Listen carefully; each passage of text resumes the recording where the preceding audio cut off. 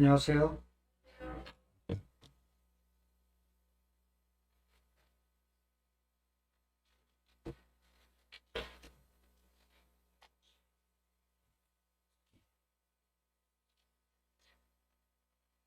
지금 세계는 이 오미크론 코로나로 인해서 두려워하고 또 우크라이나하고 러시아하고 전쟁을 통해서 지금 혼돈 속에 있습니다.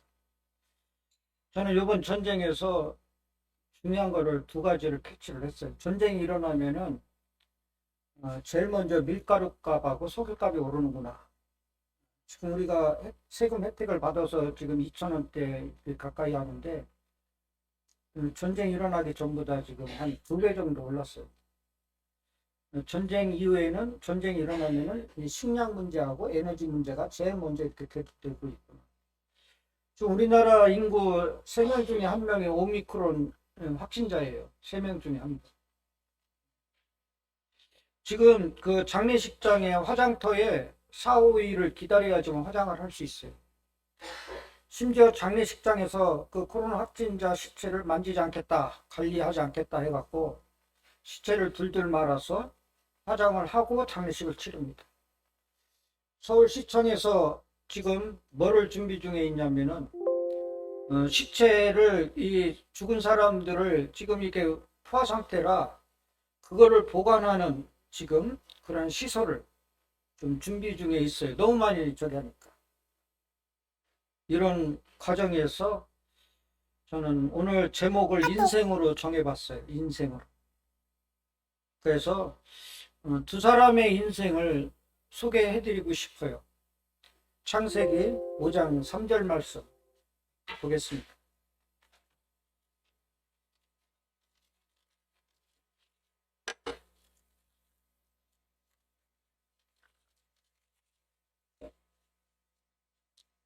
창세기 5장 3절 말씀부터.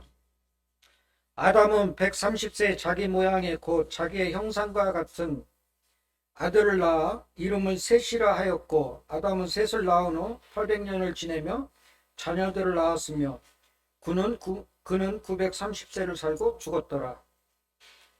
창세기 5장 21절입니다.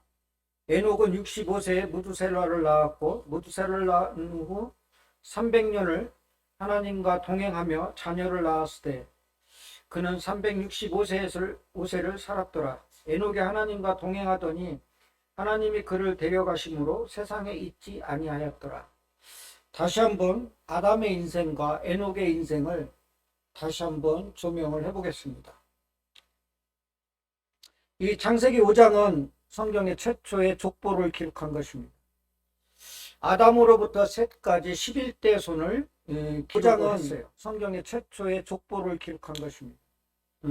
성경의 족보가 16군데 기록이 되어 있는데 이 성경의 족보를 유심히 보면은 하나님의 계획이 숨어 있고 하나님의 은혜가 숨어 있고 하나님의 역사가 살아 숨쉬며 진행하고 있다는 것을 느끼게 됩니다.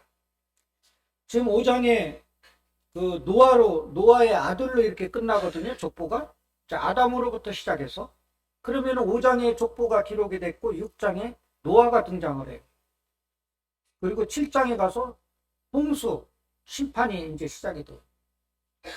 그러면 이 족보를 지금 5장에서 기록했던 이유는 멀지 않아서 하나님의 홍수 심판이 있다는 것을 예고하는 예고편이에요. 이 족보는 이렇게 하나님의 계획이 분명하게 들어있어요. 예를 들어서 룻기서에 보면은 베레스에서 다윗까지 이렇게 족보가 있거든요. 그리고 나서 이 왕정 시대를 지금 그 룻기 4장의 다윗의 족보에서 다윗의 출생을 예고하고 왕의 시대가 온다는 것을 지금 그 족보를 통해서 짜자잔 하고 보여주는 거예요. 우리는 알 수 없지만 현 시대도 지금 하나님께서 다음 계획을 갖고 있는데 우리는 이 알 수 없는 환경 속에 있을 수도 있다는 거죠. 자, 마태복음 1장에 보면은 예수 그리스도의 족보라 하고서 이제 족보가 시작이 돼요. 그 다음에 바로 주님이 딱 태어나요. 그럼 마태복음 1장에 보면은 아브라함과 예수 그리스도의 족보다 이렇게 기록한 이유는 메시아가 이 족보를 통해서 나온다는 것을 벌써 예고하고 있다는 사실을 우리가 캐치를 하는 거예요. 지금 이런 시대에서 우리는 어떤 하나님의 예고를 인식하고 하나님의 어떠한 미래를 우리가 예측하면서 살아갈 수 있느냐. 살아가는 인생이 있고 전혀 예측 못하며 살아가지 못하는 인생이 있다는 것은 분명한 것입니다. 그래서 오늘 이 아담의 인생과 애굽의 인생을 통해서 우리는 우리의 삶을 한번 점검해 보자는 거죠. 이 지금 세상이 혼돈 가운데 있잖아요. 질병과 전쟁과 이 지금 마지막 때의 증거를 지금 차고 넘치는 증거를 보여주고 있는데도 사람들은 이것을 인식하는 사람이 있는 반면 인식하지 못하는 사람이 있다는 것이죠. 이것을 청구하고자 합니다. 아담의 인생에는 아담의 인생의 핵심은 딱 세 가지죠. 세 가지. 그죠? 낳고 지내며 죽었더라. 이 세 가지요. 모든 인생은 여기 함축됩니다. 생물학적으로 자녀를 낳고 세상적으로는 명예와 지식과 물질, 지위를 낳으며 또 세월을 지내며 몸부림치며 아우성치며 결국은 죽는다는 것이.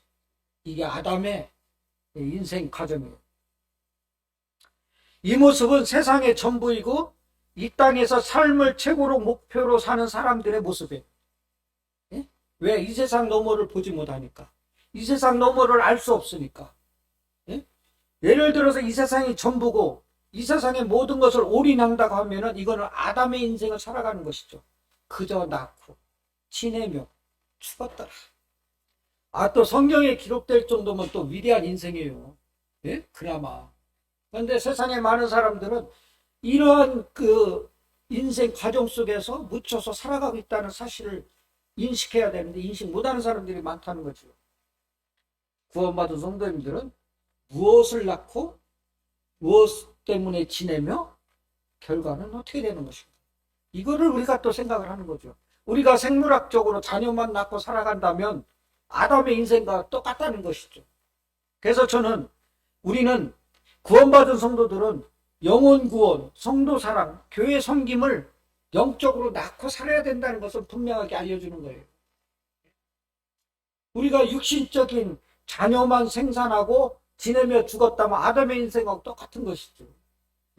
구원 받으나 구원 안 받으나 똑같은 인생이죠. 그런데 구별된 인생은 정말 생물학적으로 자녀도 낳지만 영적으로는 영혼 구원, 성도 사랑, 교회 섬김을 끊임없이 생산하면서 우리는 살아가는 것이죠. 그런 존재라는 것이죠.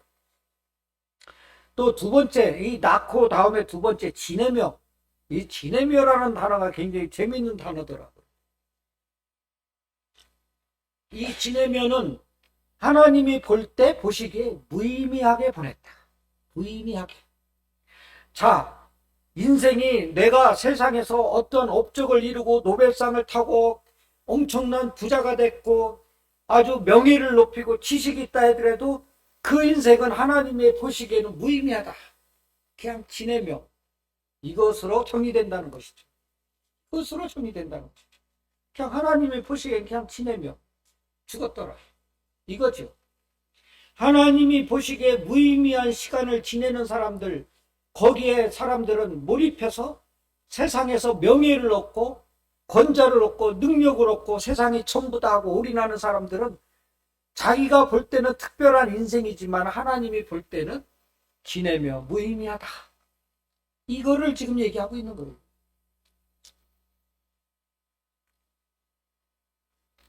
하나님과 동행하지 않는다면 그것은 죽음을 기다리는 그냥 무의미한 시간을 지내는 지내로 끝난다는 것이죠.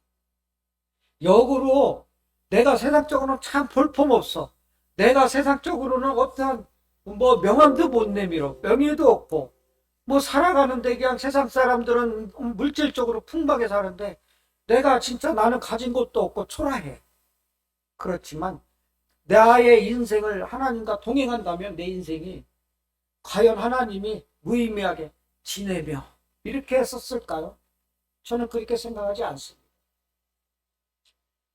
그래서 생물학적으로 낳고 하나님이 정말 아무 의미 없는 무의미하게 여기는 세월을 지내며 그리고 나중에는 결국은 죽었더라. 이 죽었더라는 문법적인 걸 잘 기억해야 돼요. 과거 완료형. 과거 완료형. 이 문법적인 의미를 굉장히 중요한 의미가 들어있어요. 과거 완료형. 자, 문제 하나 낼게요. 자꾸 먹으면 죽게 되는데 알면서도 자꾸 먹는 거 뭘까요? 나이. 그죠? 이거는 내가 어떻게 할 수가 없어요. 알면서도 먹는 거예요. 예? 그 죽는 거예요. 인생은 냉정하게 얘기하면 태어나면서부터 죽어가는 거예요. 안 그런가요? 이거 부정할 사람 있어요? 신생아지만 태어나면서부터 인생은 죽어가는 거예요. 그 가정에 하나님이 있느냐 없느냐 그것이 관건이지 다른 관건은 없다는 것이죠. 자, 죽음은 생물학적으로 육체와 영의 분리예요. 네? 영혼이 떠나갔다고 그러잖아요. 그죠? 육체와 영의 분리예요. 그래서 산 사람은 땅속에 묻고 밟으면 아픈데 죽은 사람은 땅속에 놓고 꼭꼭 밟아도 절대 아픔을 느낄 수가 없어요. 영이 떠나갔기 때문에. 아픔은 내가 여기를 찔리잖아요. 그러면 여기서 아픔을 느끼는 게 아니라 내 뇌에서 아픔을 느끼는 거예요. 여기서 느끼는 거예요, 아픔을. 여기가 아픈 게 아니라 머리가 아픈 거, 뇌가 아픈 거예요. 그래서 생물학적 죽음은 육체와 영의 분리입니다. 그런데 이 죽음이라는 단어를 헬라어로 따지면은 헬라어 뜻에 보면은 네크로스라고 해서 소망이 없는 상태. 네? 그리고 회복할 수 없는 상태. 여기서 왜 죽었더라 과거 완료형으로 적었는지 알 수 있잖아요. 그죠? 과거 완료형. 죽으면 끝난다 이거예요. 네? 그래서 이 헬라어의 죽음의 뜻은 첫 번째 소망이 없는 상태. 회복할 수 없는 상태입니다. 이 죽음은 창세기 2장 17절의 말씀에 보면 죄의 결과물입니다. 그리고 이브리서 9장 27절에 보면은 이 죽음은 하나님께서 정하신 것입니다. 내가 살고 싶어서 살고 죽고 싶어서 죽는 것이 아닙니다. 이건 하나님의 법칙입니다. 죽음은 죄의 결과물이기 때문에. 죽음은 인간의 능력으로는 어찌할 수 없으며 거부할 수도 없어요. 그렇잖아요? 내가 부모를 선택해서 태어날 수 없듯이 죽음 또한 내가 선택해서 죽을 수 없는, 물론 뭐 세상적인 일로 인해서 비관적인 걸로 죽음을 해결하는 사람도 있어요. 저도 한때는 죽음과 나는 전혀 상관없이 살아왔어요. 그런데 어느 순간 이 죽음이 내게 가까이 있는 거예요. 내게 가까이 있는 거예요. 내가 천년만년처럼 살 것 같이 여겼던 것이 이제는 내 가까이 있는 거예요. 자, 태어남의 순서는 있어도 죽음의 순서는 없잖아요. 그죠? 내일 우리가 살아있다는 증거를 뭘로 대겠어요? 내가 내일 살아있다는 증거를 댈 수 있는 분이 있으면 증거를 대주세요. 그 증거를 찾을 수가 없어요. 이 증거는 하나님밖에 없습니다. 죽음의 문제를 접근하지 않고는 우리가 죽음 이외의 문제를 해결할 수 없다는 거죠. 지금 현재 살아가는 과정에서 이 죽음의 문제를 해결하지 않으면 죽음 이외의 그 세계를 우리는 해결할 수 없다는 사실을 분명하게 성경에서 얘기하고 있습니다. 자, 이 성경에서 아담에서 셈까지 이 족보가 이 계산을 해보니까 1600년의 기록이에요. 1600년. 엄청 길죠? 그죠? 1600년의 장장 이 족보의 연수가 1600년이에요. 인간이 보기에는 너무나 긴 역사고 찬란한 역사고 그럴지라도 하나님 보시기에는 몇 줄에 불과하지 않는다는 거죠. 지금 성경에 몇 줄 기록 안 돼 있어요. 인간의 역사가 아무리 장구하고 1600년의 그 시기간을 살아왔지만 하나님 보시기에는 5장 3절에서 23절, 32절까지 몇 줄 안 되게 기록했다는 거예요. 이 얘기는 뭐냐면은 우리가 아무리 우리 인간사가 무병장수 아무리 길다 할지라도 하나님 보시기에는 몇 줄에 불과하지 않다. 이것을 지금 성경에서 얘기하고 있다는 것이죠. 그런데 모든 인간들이 몇 줄에 불과하지 않는 거기에 생명을 걸잖아요. 그죠? 반면 그 에녹의 인생은 이제 그 21절부터 24절까지 읽어드린 부분에 있어요. 에녹의 인생은 아담의 지내며 대신 뭐가 들어있냐면 하나님과 동행하더니 라고 기록이 되어 있어요. 하나님과 동행하더니. 그러니까 아담은 세상을 지내며 살았지만 이 에녹은 하나님과 동행하더니로 기록되어 있어요. 그리고 아담은 죽었더라 대신 이 에녹은 하나님이 데려가셨다. 죽음이란 단어가 없다는 사실을 우리가 기억해야 될 것입니다. 히브리서 그 11장 6절에 보면 에녹은 믿음으로 죽음을 보지 않고 옮겨졌다 그랬거든요. 옮겨졌다. 다시 말씀드리면 에녹은 믿음으로 하나님과 동행하는 삶을 통해서 죽음에 이르지 않고 영원하신 하나님과 동행하는 함께 하심을 이 성경에서 찾을 수가 있습니다. 데살로니가후서 3장 2절에 보면은 믿음은 모든 사람의 것이 아니죠. 그래서 얼마나 믿음이 소중하고 귀중해요. 믿음은 모든 사람의 것이 아니라는 것이죠. 믿음은 내가 정말 그 마음속에서 믿을 때 내 거가 된다는 것이죠. 믿지 않고는 내 거가 될 수 없다는 것을 데살로니가후서 3장 2절에 있어요. 그래서 믿음은 에녹의 인생을 살아갈 때 자신의 것이 되는 것입니다. 주님과 동행하는 삶을 살았을 때. 에녹은 아담의 생명에서 소망이 있는 영원한 생명으로 회복되었다는 것이에요. 우리는 데살로니가전서 4장 14절에 보면은 우리는 부활신앙을 갖고 있어요. 부활신앙. 예? 예. 자, 기독교 4대 성인 이렇게 따지고 기독교도 한 종교로 생각하고 천주교냐 불교냐 기독교냐 이렇게 어떤 그 종교 이렇게 조사할 때 그 종교는 안에 써야 되잖아요. 기독교는 우리가 믿는 이 부활신앙은 종교가 아닙니다. 예? 종교는 이 땅에서의 복을 누리기 위한 목적을 갖고 있지만 이 우리 기독교는 이 세상이 아니라 다음 세상을 위해 준비한 인생이에요. 그래서 유일하게 부활신앙이 있는 게 이 기독교입니다. 그래서 저는 당당하게 얘기할 수 있어요. 소크라테스 왜 불교와 기독교를 설명해봐라. 그러면은 우리 기독교는 부활신앙이다. 저는 이렇게 자신 있게 얘기할 수 있습니다.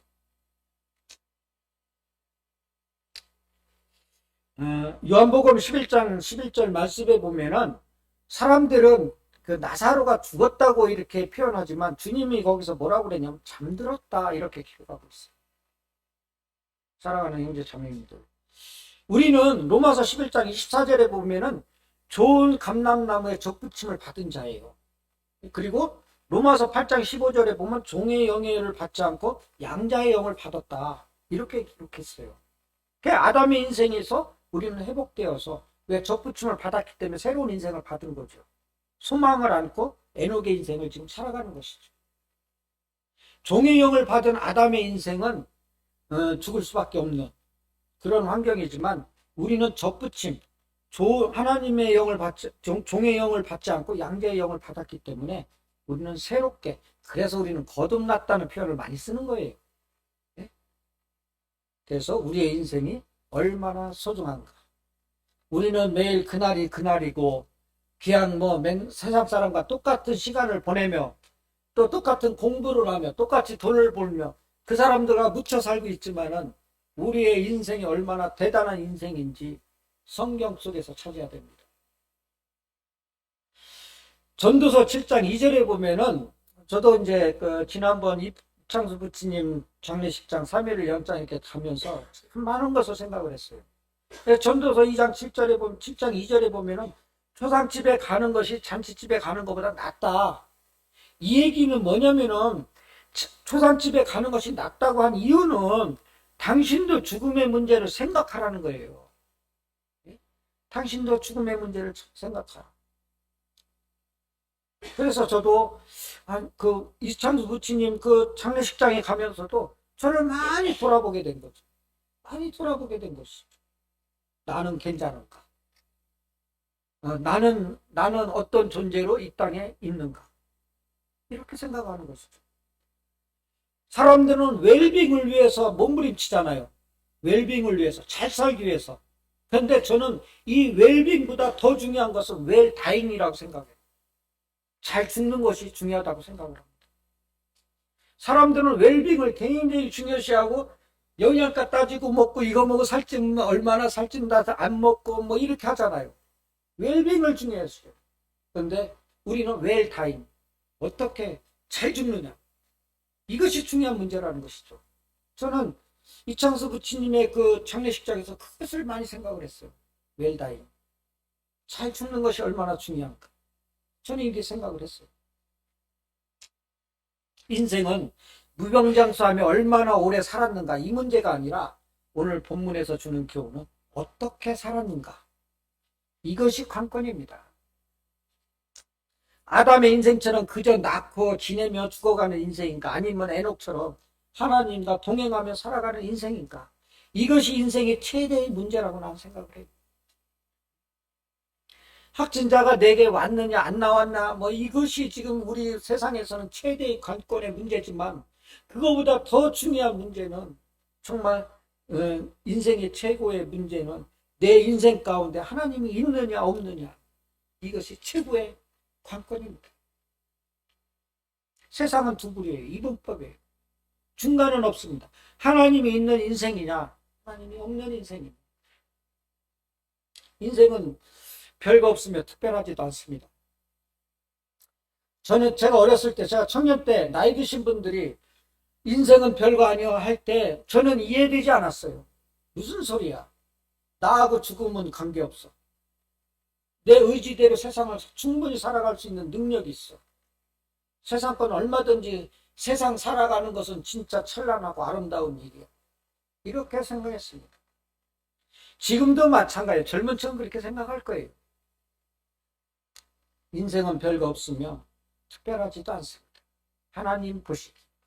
그래서 아담의 그 인생을 지내며로 기록했다는 사실이에요. 지내며. 부자로 사는 것과 잘 사는 것은 틀려요. 우리 사람들은 부자로 살면 잘 산다고 하잖아요. 아니에요. 부자로 사는 것과 잘 사는 것은 엄청나게 다릅니다. 부자는 부자일 뿐이에요. 부자이면서도 잘 못 사는, 잘 사는 것은 하나님 안에 사는 겁니다. 하나님과 동행하는 삶이 잘 사는 것. 여기 있는 성도님들은 진짜 잘 사는 것입니다. 우리 구분해야 돼요. 부자로 사는 거와 잘 사는 거. 세상 사람들은 부자로 살면 잘 산다고 그래요. 좋은 차 몰고 다니면 잘 산다고 그래요. 그게 잘 사는 거예요? 아니에요. 그냥 부자로 살 거예요. 우리 그거 구분합시다.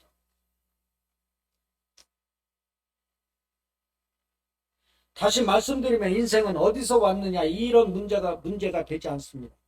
내가 가난한 집에서 태어났느냐, 내가 부잣집에서 태어났느냐, 내가 부모 밑에, 훌륭한 부모 밑에서 태어났느냐, 이런 문제가 이게 중요하지 않고, 더 중요한 것은, 핵심적인 문제는 무엇 때문에 내가 사느냐, 내가 어디로 가고 있느냐, 이것이 더 중요한 문제입니다.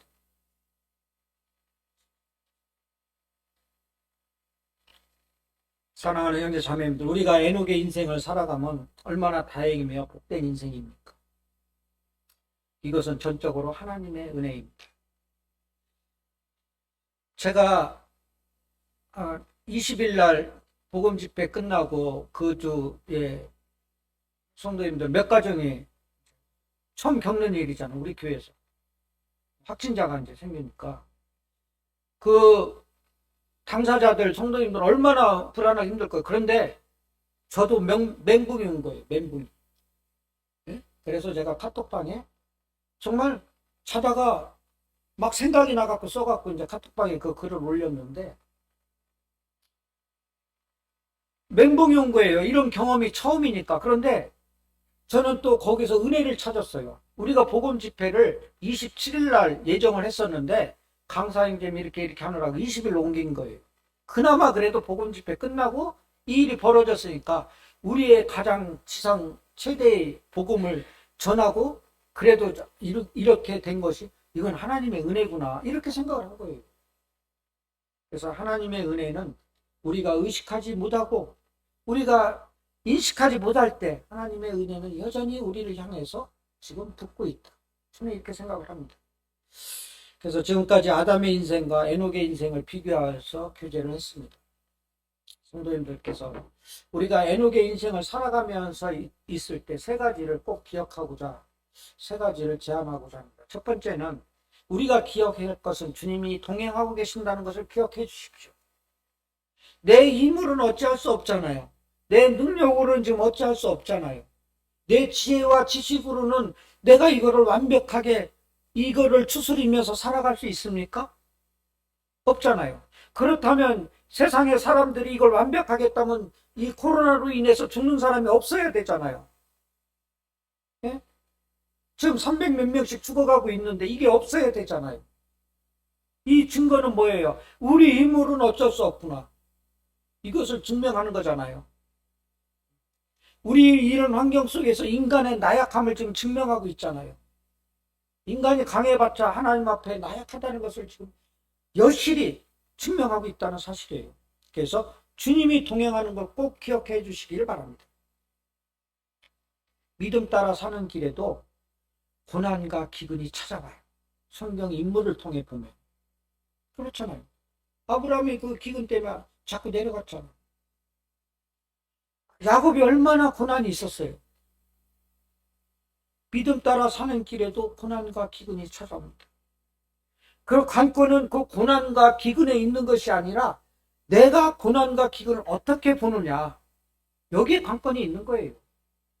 세상 사람들이 고난과 기근에 막 이걸 어떻게 해결하려고 그것만 보잖아요. 그런데 이 고난과 기근을 보는 것이 아니라 이 고난과 기근을 통해서 우리는 주님을 봐야 되는 것이죠.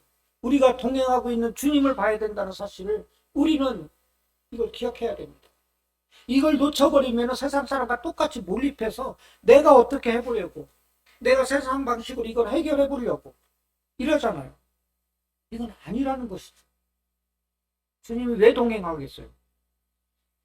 주님이 나보다 능력이 적으면 동행하겠어요? 아닙니다. 우리는 힘이 없고 연약하기 때문에 주님이 우리를 붙들고 있는 거예요. 내가 주님을 붙들고 있다. 주님이 우리를 붙들고 있는 것입니다. 두 번째 우리가 꼭 기억해야 될 것은 성도 사랑입니다. 성도님은 확진자 걸렸다고 막 교회에서 이렇게 부잘것없는 음식을 이렇게 보내주고 이거 사랑입니다. 이거 저절로 되는 게 아니에요. 사랑 없으면 안 됩니다.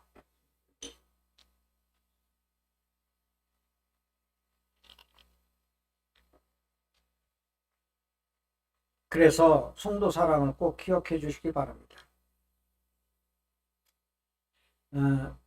이 성도 사랑은 우리가 100번, 1000번 말해도 아깝지 않은 단어예요.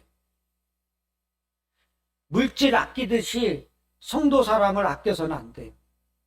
물질은 아껴도 성도 사랑은 낭비를 해야 됩니다. 예? 낭비를 해야 돼요.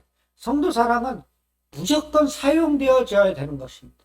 우리는 물질을 축적하는 데 목적이 있지만 이 사랑은 축적이 돼서는 안 돼요.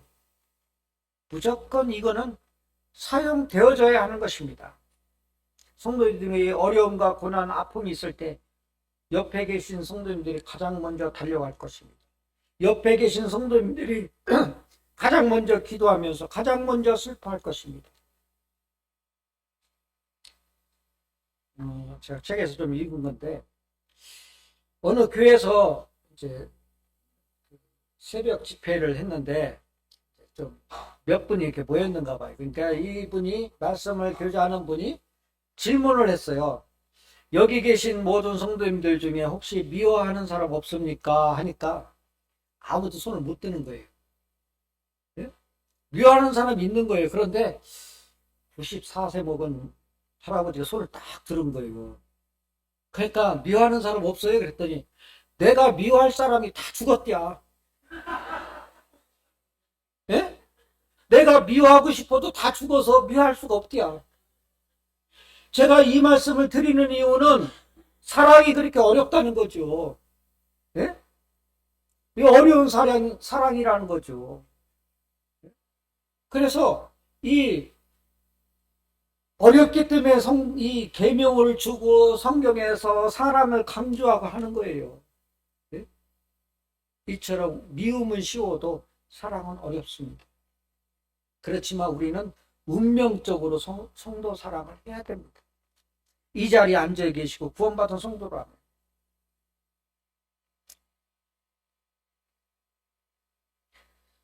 우리는 어느 순간에도 우리 성도 사랑은 거부할 수 없습니다.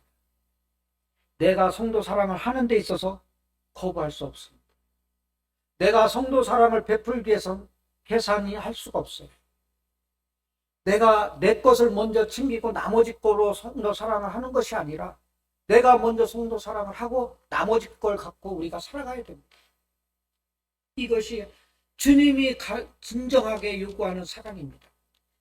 만약에 내 걸 다 챙기고 나머지 거로 사랑한다면 세상 사람들이 하는 사랑이라는 것이죠.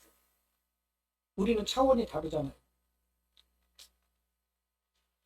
그래서 고달픈 인생길에서 옆에 계신 성도님들은 선물입니다. 선물이에요. 왜? 고달픈 인생길에서 성도님들이 위로해주고 사랑해주고 있는 선물이 아닐 수가 없잖아요. 그 이유는 성도 사랑이 위로의 힘이 되기 때문에 선물인 거예요. 이러한 성도 사랑에 녹슬지 않기 위해서는 우리는 성도 사랑을 위해서 끊임없이 움직여야 되는 것입니다. 사랑은 움직이는 것입니다. 사랑은 지식이 아니고, 사랑은 어떠한 논문이 아니고, 사랑은 움직이는 것입니다. 내가 배움이 없을지라도, 내가 어떻게 한 것이 능력이 없을지라도 내가 움직이는 것이 사랑이 있는 것입니다. 움직이지 않는 사랑은 사랑이 아닙니다. 그건 하나의 이론이고 하나의 지식이고 하나의 철학입니다. 사랑은 움직이는 것입니다. 마음 가는 것에 몸이 움직이듯이. 세 번째, 우리가 꼭 기억해야 될 것, 소망입니다. 소망. 절망의 답은 소망입니다. 절망의 답은 소망이에요. 우리가 절망 가운데 있을 때, 세상적으로 어려움 가운데 있을 때 거기에 대한 답은 소망입니다. 소망의 답을 찾지 못하면 절망 가운데 우리는 죽게 될 것입니다. 쓰러지게 될 것입니다. 거기서 우리가 소망의 답을 찾으면 일어설 것입니다. 우리의 삶 가운데 평안이 있고 생각대로 잘 되고 아무 고통 없이 살아간다면 소망이 필요 없죠. 그죠? 소망이 있는 이유는 우리가 어려울 때, 우리가 절대적으로 힘들 때 그 소망의 존재 가치가 있는 것입니다. 내가 완벽하고 세상에서 아무 걱정 없고 든든하게 살아갈 때 소망이 소망되지 않습니다. 내가 힘들고 고통스러울 때 소망이 소망되는 것입니다. 소망이 희미해져 보인다면 내가 완전하게 살아가고 내 육신대로 살아간다. 아담의 인생을 살아간다. 그렇지만 소망이 뚜렷하게 보일 때는 내가 비록 어렵지만, 내가 힘들지만 애녹의 삶을 살아가고 있다는 사실입니다.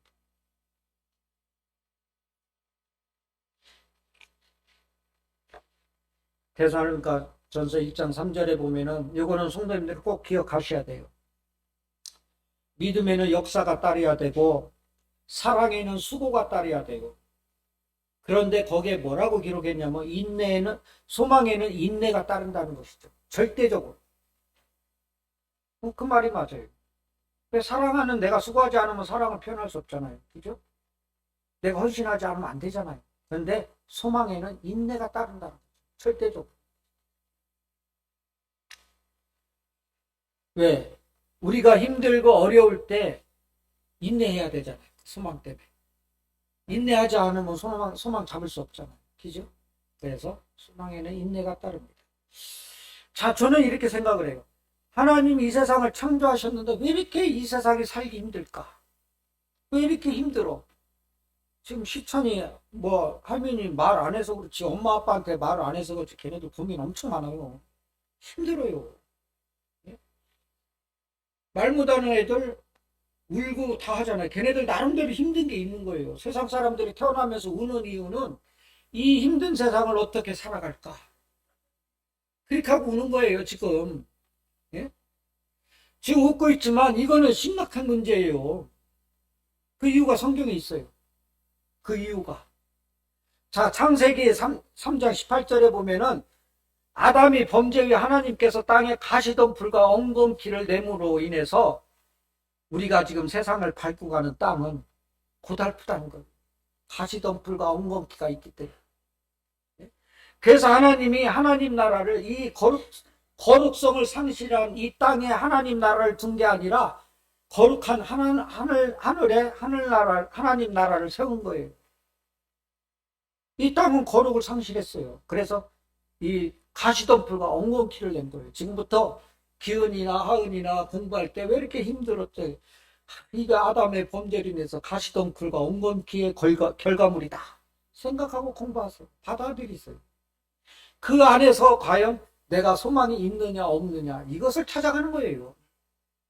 예? 세상 다 힘들어요. 저도 힘들어요. 이 세 가지.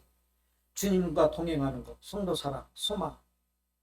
애녹의 삶을, 애녹의 인생을 살아가면서 요 세 가지를 꼭 기억하시기를 바랍니다.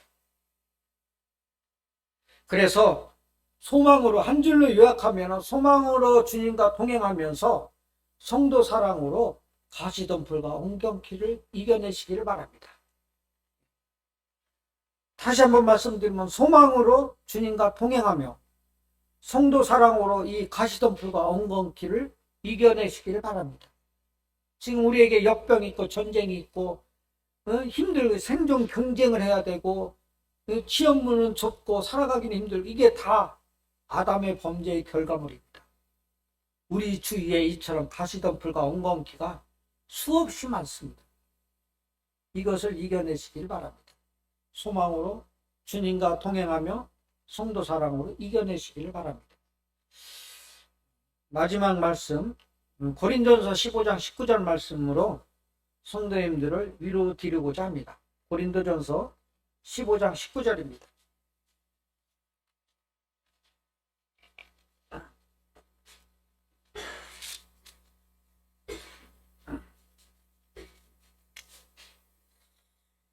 제가 읽어드리겠습니다. 고린도전서 15장 19절. 만일 그리스도 안에서 우리가 바라는 것이 다만 이 세상의 삶뿐이면 모든 사람 가운데 우리가 더욱 불쌍한 자가 있더라. 그렇잖아요. 우리가 살아가는 인생이 이 세상의 전부라면은 얼마나 억울해요. 예?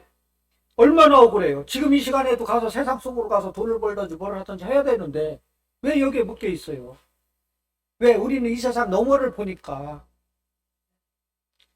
세상은 지금 전쟁, 전염병, 기후변화, 식량전쟁으로 지금 어지러움 가운데 난리 속에 있어요.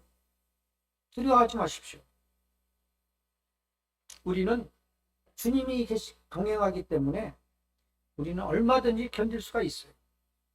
왜? 우리의 소망은 이 세상 너머에 있으니까. 이 세상 너머에 있으니까. 이 고개 하나를 못 넘어서 많은 사람들은 이 세상에 갇혀 살지만 우리는 이 세상 너머를 보고 살아가니까 억울하지 않아요. 견딜 만한 일이에요. 이겨낼 만한 일이에요. 네? 저도 가끔 이런 아쉬움이 있어요. 내가 정말 주님이 아니었더라면, 내가 주님 안에 안 들어왔더라면 나도 내 아는 선배도 유명한 사람 매일 방송에 나오는 사람도 있고 한데 그 방송을 뉴스를 이렇게 보면서 우리 자매한테는 자세하게 얘기를 일부러 안 했지. 왜? 옛날 생각이 나니까. 그래도 나도 이 주님 안에 없었으면은 우리의 명작이라도 남겨서 지금쯤 텔레비에 나오고 했으면은 지금 내가 이 꼬라지로 세상에 사는 것보다 훨씬 나을 텐데. 예? 그런 생각 수없이 하는 거예요. 부럽기도 해요. 억울하기도 하고. 그렇지만 저는 이 말씀으로 그래 너희들은 여기가 끝이지만 나는 이 너머로 간다. 응? 이렇게 생각을 하는 거예요. 이렇게 생각을 하니까 위로가 되는 거예요. 그래서 이 말씀을 꼭 기억하시기 바랍니다. 이 세상이 전부라면 우리는 얼마나 불쌍해요. 억울하고. 왜 주님 때문에 할 것도 제대로 못하고 자제하고, 응? 나 자신을 규제하고 절제하면서 주님의 뭐 영광에 대한 것에 맞춰가면서 살기 위해서 세상 것을 얼마나 수없이 버리며 포기하고 세상 것을 전부 내려놓고 얼마나 억울해요. 네? 그렇지만 우리는 이 세상 너머를 가야 됩니다. 이유야 어떻든 간에, 내 모습이 지금 어떻든 간에 우리는 이 세상 너머를 가기 때문에 하나도 두려워할 필요도 없고 부러워할 필요도 없습니다. 오히려 그들을 내려다보십시오. 오히려 그들을 불쌍히 여기십시오. 왜? 그들이 알지 못하는, 그들이 가지 못하는 세상 우리는 갈 거니까. 네? 이것이 우리 믿는 성도들의 대단한 자부심입니다. 이것을 간직하고 이것을 갖고 살아가시기를 바랍니다. 성도님들께서 이 어려울 때 하나님의 평안을 바라보면서 하나님의 선하심을 닮아가면서 우리의 작은 고통과 아픔에도 기억하시는 주님, 우리의 작은 신음에도 응답하시는 주님을 바라보면서 의지하면서 에녹이 동행했던 그 하나님과 함께 동행하는 삶을 살아가기를 바랍니다. 마지막으로 찬송가, 새 찬송가 312장, 이 찬송을 부르면서 말씀 교제를 마치겠습니다. 새 찬송가 312장입니다.